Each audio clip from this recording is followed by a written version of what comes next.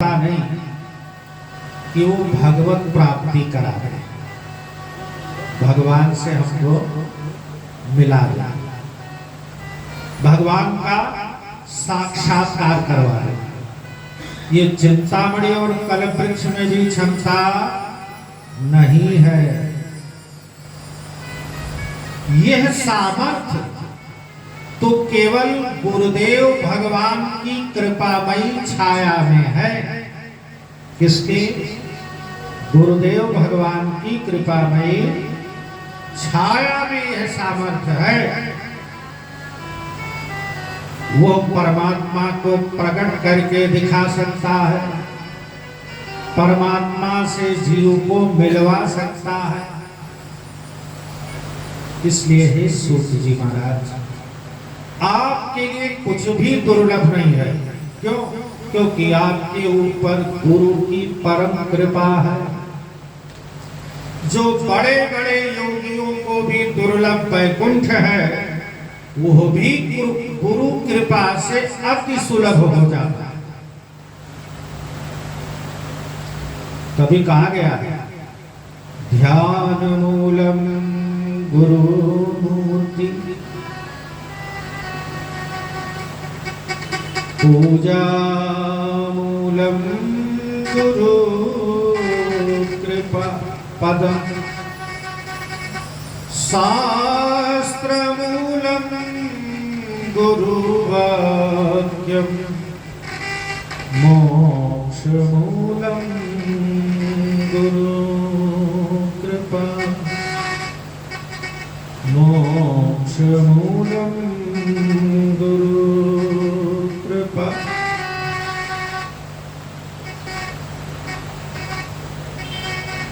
सूत जी महाराज सौनक आदि ऋषियों की प्रार्थना सुनकर अत्यंत प्रसन्न हो गए और कहने लगे, ऋषियों, आप लोगों के मन में हमारे प्रति इतना सम्मान और श्रद्धा है,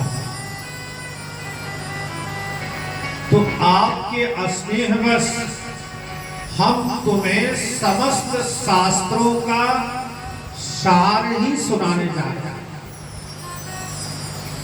जो संसार के भय से तुरंत मुक्त कर देता है। इससे आप लोग सावधान होकर सुनिए। क्या होकर? सावधान होकर। देखो, कोई किसी को कुछ विशेष वस्तु देता है तो पहले ही सावधान कर देता है, भैया ठीक से रखिएगा। ऐसे ही वक्ता लोग जब किसी को विशेष बात बताना होता है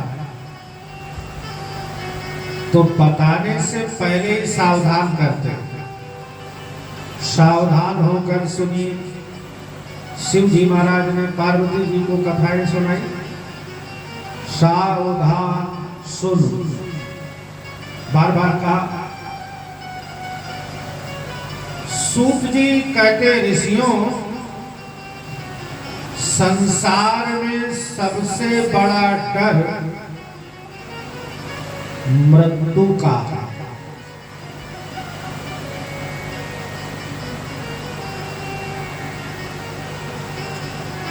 मरने का भय सभी प्राणियों को बना रहता है। जबकि यह मृत्यु लोक है। हम लोग जहां रह रहे हैं, कौन सा लोक है? मृत्यु लोक।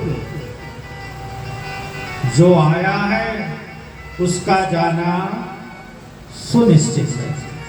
गीता में भी भगवान ने कहा, जातस्य ही ध्रुव मृत्यु, जिसका जन्म हो गया उसकी मृत्यु निश्चित हो गई। रामायण में बहुत सुंदर प्रसंग, रावण, विभीषण और कुंभकर्ण तीनों भाइयों ने तपस्या की। तपस्या से प्रसन्न होकर ब्रह्मा जी प्रकट हुए। वरदान मांगो। तीनों ने वरदान मांगा।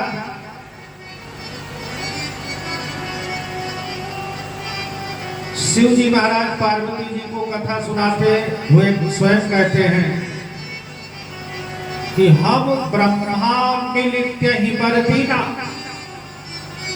रावण को जब वरदान देना हुआ तो अकेले नहीं, ब्रह्मा और शंकर जी मिलकर वरदान दे रहे हैं। इस कथा का संकेत क्या है? ब्रह्मा जी सृजन के देवता हैं, उत्पन्न करने के,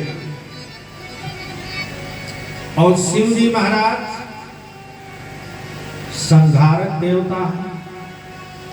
एक जन्म का देवता है और दूसरा मृत्यु का, संहार का। तो इससे यह पता चलता है कि जन्म के साथ ही मृत्यु भी हो जाती है। जन्म के साथ ही मृत्यु साथ लग जाती है। तो जातस्य ही ध्रुवो मृत्यु, इसका भी जन्म हुआ।